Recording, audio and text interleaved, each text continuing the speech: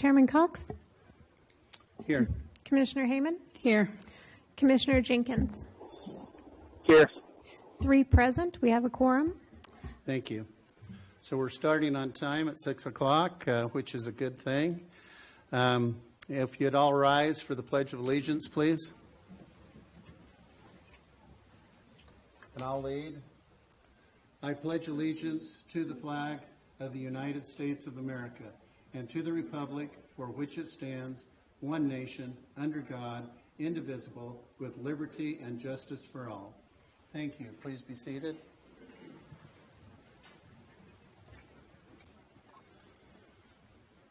Do I have a motion to approve the agenda? I motion to approve. Second? Second. I'm sorry for the delay.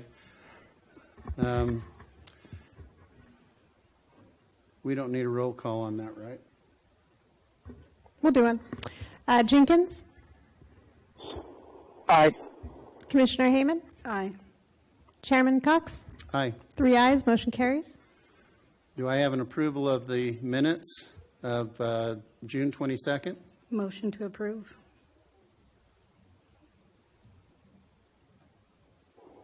Commissioner Jenkins? Second.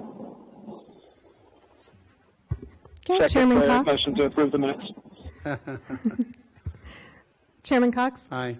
Commissioner Hayman? Aye. Commissioner Jenkins? Aye. 3 ayes. Motion carries.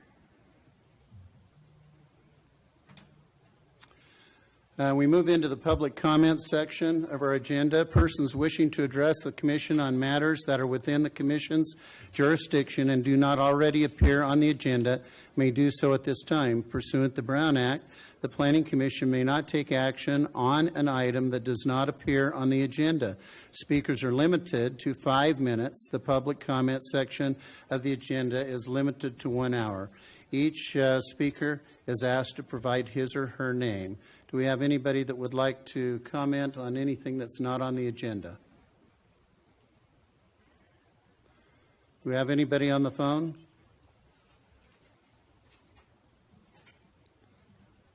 Seeing none, I will move from the public comment section at 6:02.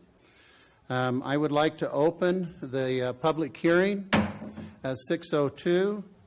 This is a variance request, variance 21-01, an application for a variance to the front yard setback of 20 feet to 15 foot 1 inch for the construction of a garage addition to the property located at 522 Peg Street, APN 067-243-01. Applicant Joseph and Jennifer Slayton. Did I say it correct? Okay. Staff report. Okay, so this is an application for a variance for the front yard setback. The front yard setbacks are 20 feet, and this would be a reduction to just about 15 feet to accommodate a garage. This is the aerial view of the project site. It's single-family residential located on Peg Street.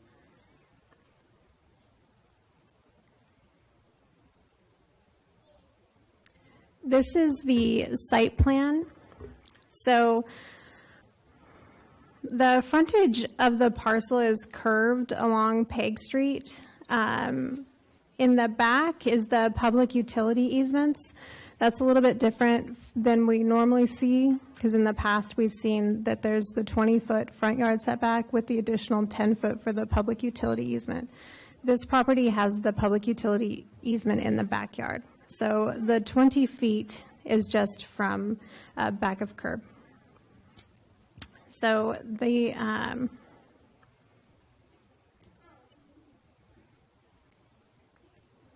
this is the view from Peg Street of the property.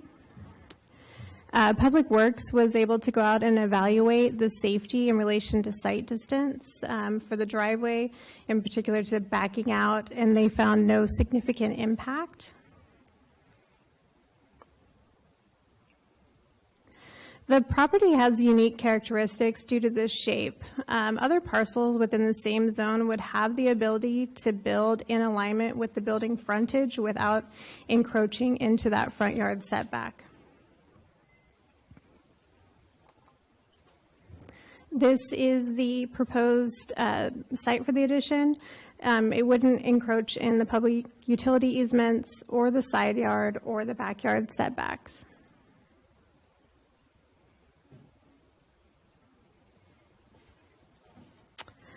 So in order for the Planning Commission to grant a variance, all 5 of these findings must be made.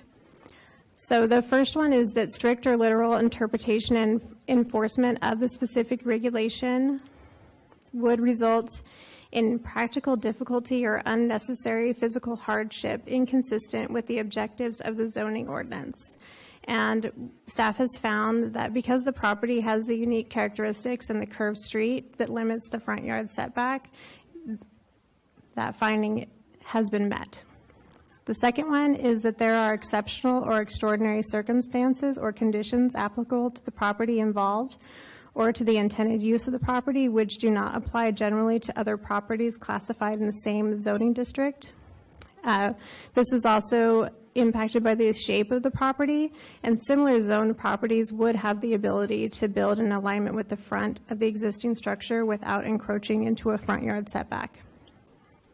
The third condition is that strict or literal interpretation and enforcement of the specific regulations would deprive the applicant of privileges enjoyed by the owners of other properties classified in the same zoning district. And that's true because others in the zone do not experience the same shape that limits those front yard setbacks.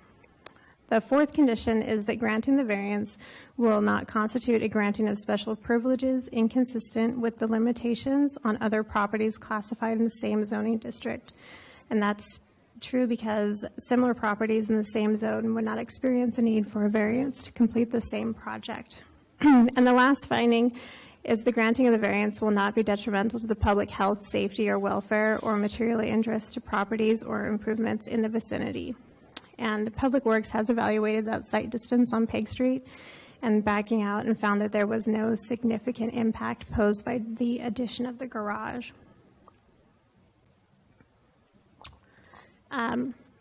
Staff recommends that the Planning Commission approve the variance based on the findings. I do have one correction to the resolution. The year is listed twice, that's it. The applicant is here, so if the Planning Commission has any questions. What's your change on the resolution? So in section 1, it says on July 27th, 2021, and then it repeats 2021. So we'll just remove that second year. Okay. All right. Is that it? That's it. Commissioner comments? Commissioner Jenkins? No comments. Commissioner Hayman? No comments. Okay. So a couple of things here I want to make sure that the public as well as the commissioners are aware of. The public utility easement on this particular property is in the back. And because of that, in a normal subdivision, I live just around the corner from it, and it's a normal shaped lot. You would have front utilities, and you would have a 10-foot utility easement plus 20-foot setback. And so when we see a 15, the variance changing it to a 15, it's because the public utility easement is in the back. And so a staff report mentioned that it does not encroach in that easement on the back. And so I want to make sure that that's clear, that they have met those setbacks other than that 5 foot which they're seeking in the front. Other than that, I don't have any additional information. And we do have our Public Works Director here to answer any questions if needed. Is there any comments from the public?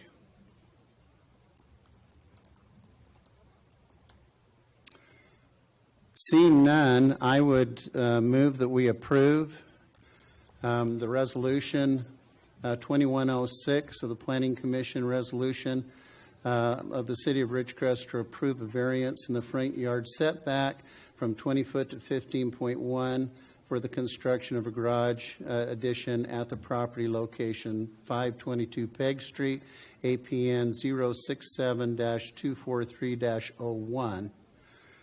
Do I have a second? Second. Second. Roll call.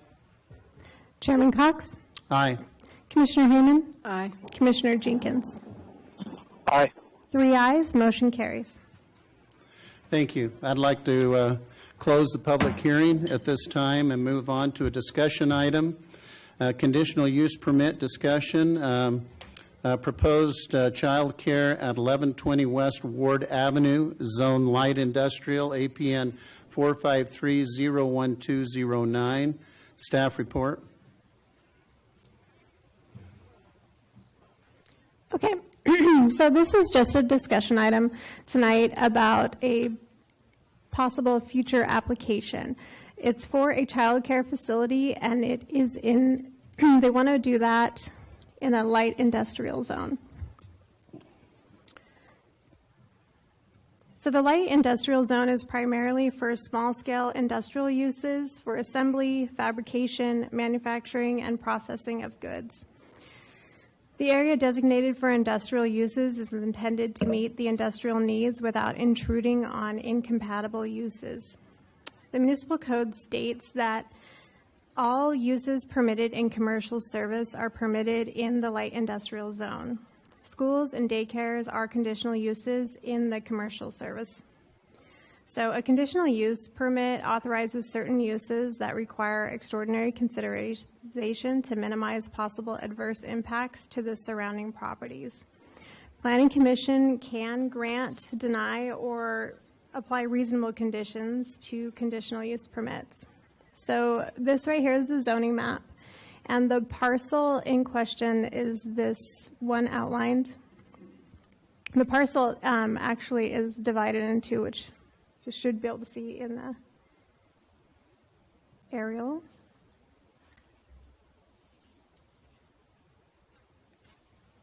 So this is an overhead view. Now, the parcel extends from Reeves, Inyo, and then to Ward, but the section that they're looking at is here highlighted in yellow. Now, this is completely surrounded by fencing, and there is entrance and a shared parking for these 5 buildings.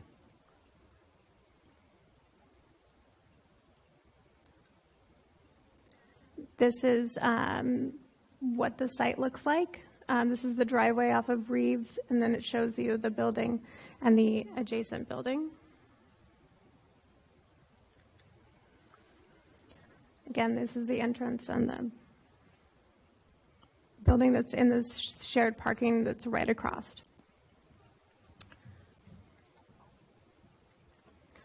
So the project site is surrounded by industrial uses. To the north is this, you see the picture with the equipment parked here. And then to the south on the same parcel is a recycling center, and to the east is an auto body shop, and to the west is manufacturing. So staff finds that the proposed location for the child care facility within the industrial zone is incompatible. The light industrial zone includes elevated noise levels and possible hazards that are not compatible with a child care facility. So staff has asked the applicant here tonight so the commission could discuss the proposed use before the applicant spends resources applying for a conditional use permit. And the applicant and the property owner are both here tonight. So if you guys have questions. That's it? That's it. That concludes my report. Thank you. Before I ask for commissioners' comments, do we have anybody from the public that would like to address the commission?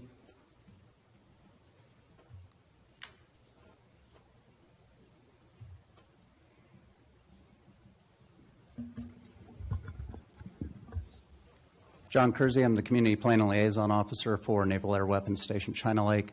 Upon review of the location of this particular project, It does fall within the 65 decibel range of our air installation compatible use zone, which would raise some concerns for the type of use that they would like to put there.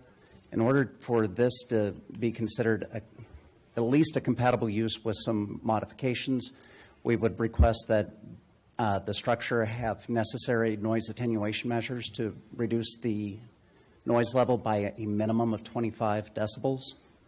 Similar for if it's going to have any kind of playground outside or anything, similar structures would have to be put up to help ease the noise, especially being that it is focused on children. Thank you. Any other comments from the public? Anybody on the phone? Commissioner comments. Commissioner Jenkins?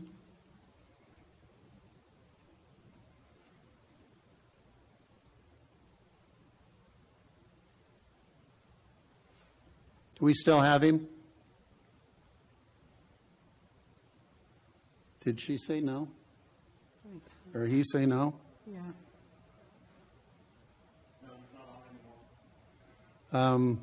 Okay, so we can make this, it is a discussion item, but since the public hearing is over and we do not have a quorum, of course, we're not going to make any decision.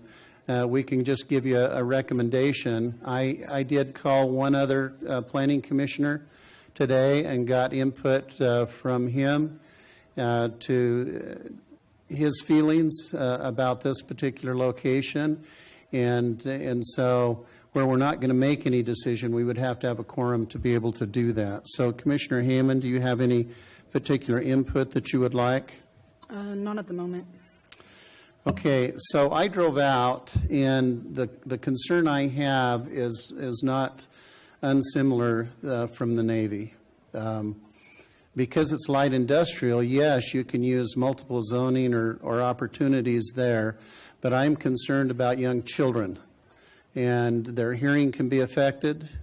We're also surrounded between Teresa's and Sam's. They have paint booths that discharge up into the air. You have industrial manufacturing, noise, commercial vehicles coming in and out, those kinds of things. My personal opinion is that's not compatible with a daycare. And that's not to disparage the property at all, because it's surrounded by commercial buildings used for manufacturing commercial entity. And so the other commissioner I talked to felt the same way. Do you have any particular feelings, Commissioner Hayman? Kind of what you said about the businesses surrounding it, the paint and just the noise level for the kids. So, because this is a discussion, Commissioner Jenkins, are you on the phone now? Yes, I am. Do you have any input on the daycare center, its location and zoning? I'm still Okay, you're breaking up.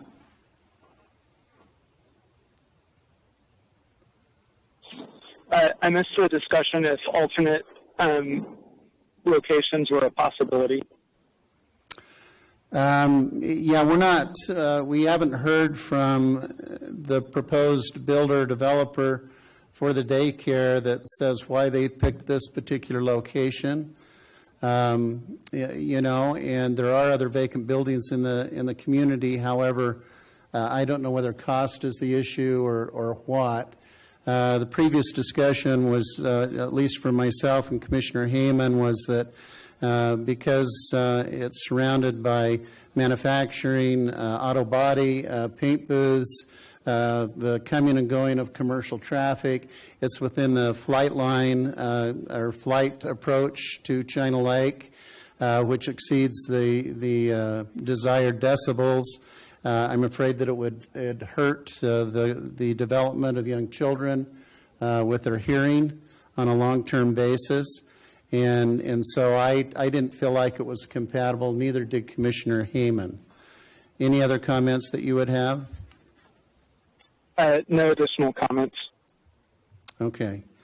So where this is a discussion item, we're more than willing to hear from those that want the daycare and the owner of the property. And it's not that you couldn't be swayed, but it would have to be really compelling to advise that you put it there. I don't think that it's beneficial, and I don't want to be disparaging to the property owner at all, because for what it's built for and where it's located and the zoning that it's in, it's a completely wonderful piece of property, but I just don't think I would encourage a daycare center. I am extremely happy that staff brought it to us as a discussion item rather than have you bring it, pay the fees to look for a variance to be able to do this. And then if you were turned down, that's an expense you just don't need to incur. And so I'm grateful that we're having this discussion. Is there any other input that you would like to bring to us that might look at it in a different way that I'm not looking at? Anybody? Come up here. We're friendly, and so we're not going to bite you, and we're sure happy to listen to anybody.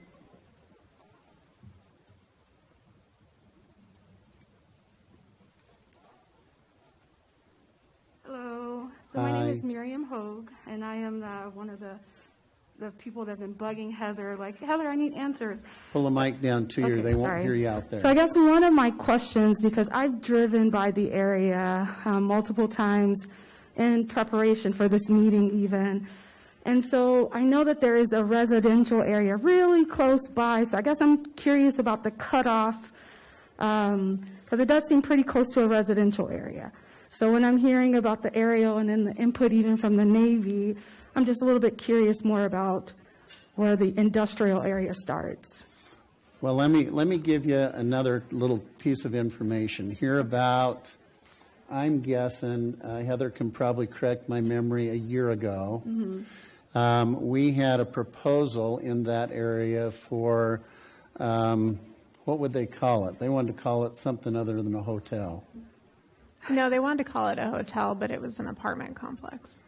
And it was turned down because of that. Okay. And it was not very far from you because with the F-35, the decibel level's higher with that airplane than it is the F-18. And so we're trying to be sensitive. And so there is a map that the city has that shows, that flight line. And so even when they considered the casino, they had to do massive correction for the decibel because they're also in the flight line. Okay. Right there at the, and so it's not that the Navy is wanting to interfere. Mm-hmm. They don't want to be held responsible too, if there are problems. Why didn't you tell me?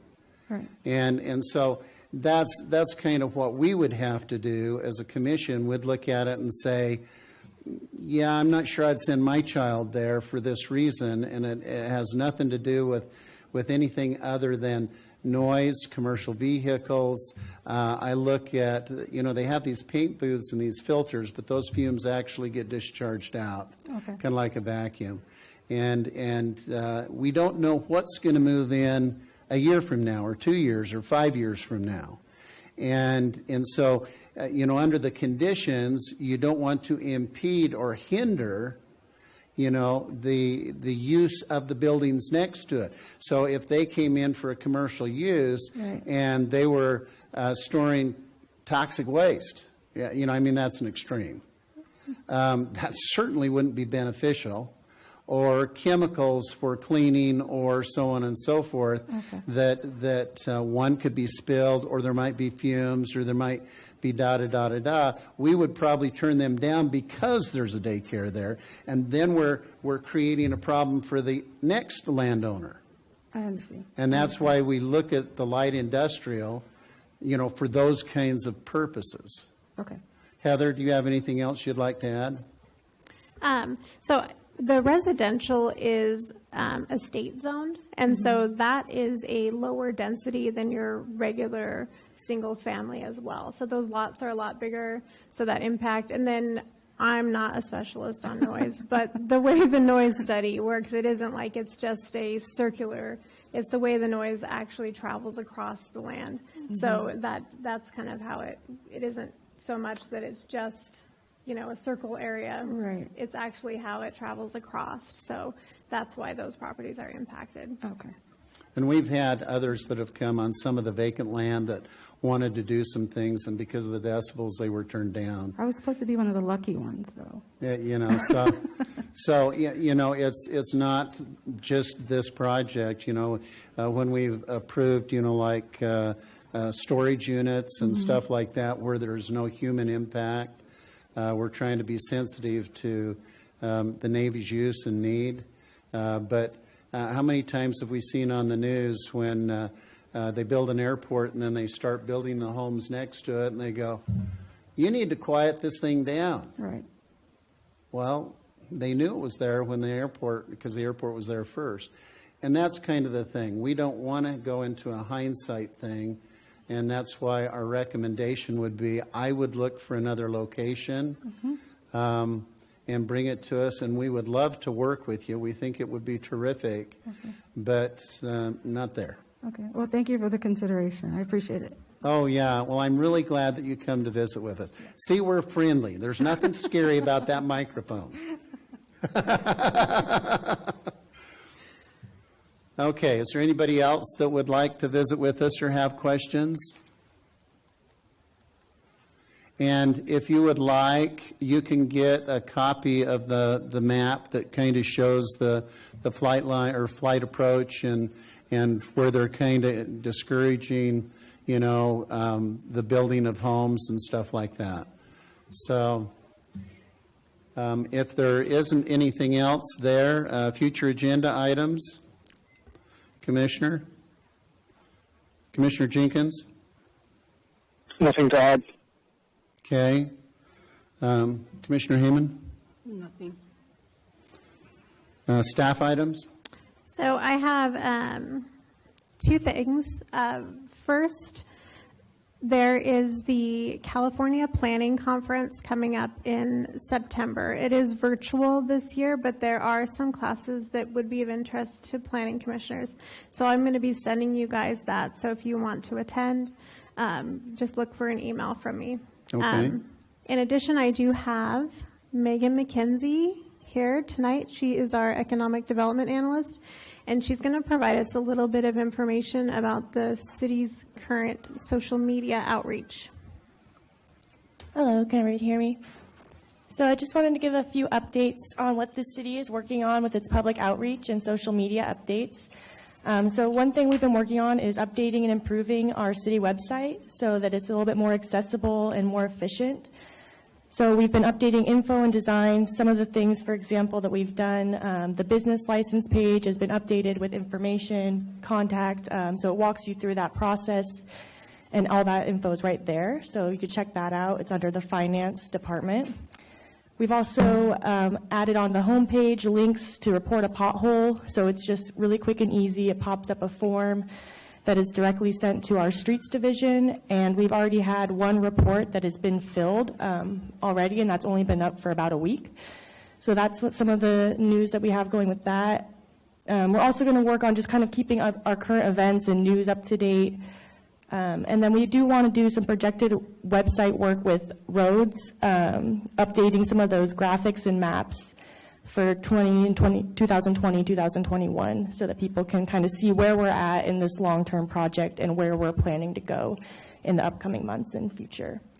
So another thing that we've added to our website is a page for the Ridgecrest Community Conversation.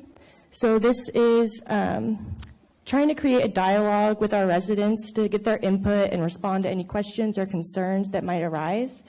So it has a little bit of information on a preliminary survey that was done in April of 2021. And it also provides a link to the new current survey that's up. It's a opinion and priorities survey that we are asking residents to participate in so that the city has an idea of what's important And it has a space that anybody can add in or write in additional questions or concerns that haven't been identified from that preliminary survey. So we're definitely encouraging everybody to get involved in that. There's a little bit more information on that page if you go on our website, or if you just type in www.ridgecrest-ca.gov/conversation, it'll take you directly to that page with all that information.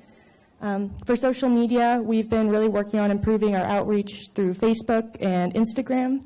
We have a Twitter account. It doesn't have as much activity as of yet, so we're going to be working on kind of getting all of those up to speed and really focusing on consistency and using that as a tool to promote education on relevant topics and promote a shared sense of community as well. So some of the posts that we've been doing, for example, we have a contest to name our street sweeper.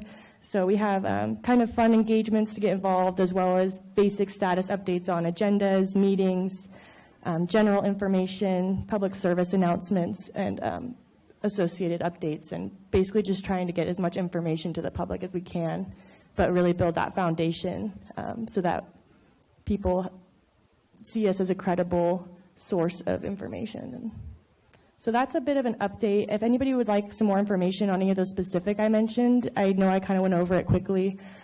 So if anybody has any questions or comments, I'm happy to answer those. Well, Commissioner Jenkins would like to have the ability, and I don't know if we can do it on the Ridgecrest Conversation, to where there's a tag that says "Talk to your Planning Commission." Yeah, we could definitely So that incorporate if we are seeing something as a public hearing or something to where they can post something to the Planning Commission, then Heather can see that and forward it to us, or we can go online and look at it.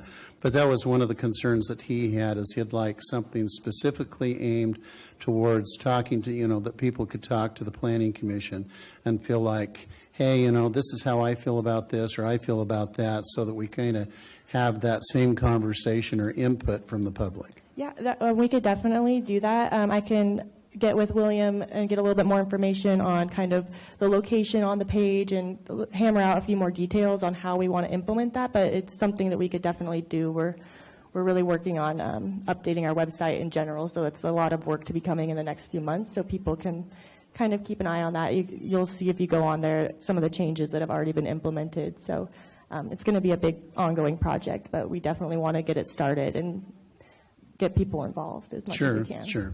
Commissioner Jenkins, did I address that about how you felt? Yes, sir. Thank you. And I just want to say I've noticed a huge uptick in posts on Facebook and Instagram from City of Ridgecrest, and the engagement seems to be high. So thank you for making that happen. I know that it's a tough process to get the ball rolling on that, so thank you.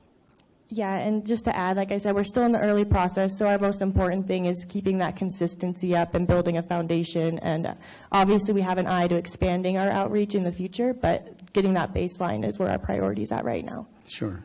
Well, thank you so much, and thank good you. to have you on board. Thank you. Okay. I think that's all we have tonight. That's it. Okay. Then we will adjourn at 6:33.